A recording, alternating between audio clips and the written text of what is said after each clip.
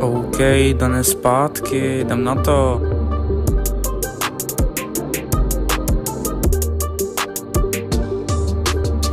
OK, jmenuji se Dan, je mi 16 let a právě jsem složil ten rap track.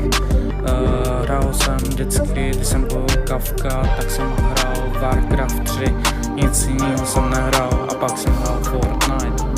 Když jsem Matějovi řekl, ať jde hrát Warcraft, tak mi řekl Kafko, seš blbej, protože seš úplně hloupý člověk.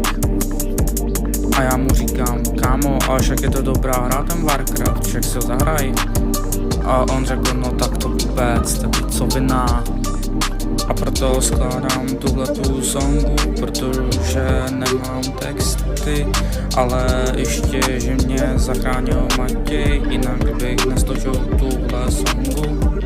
OK, tady Kafka, dobrý den, ahoj, já jsem Kafka z Rubinkins. Zdravím Dana a zdravím Matěj, prosím vás, nevěřte jim, protože jsou to kokoti. A já odcházím, mějte se, já jsem z Rubinky.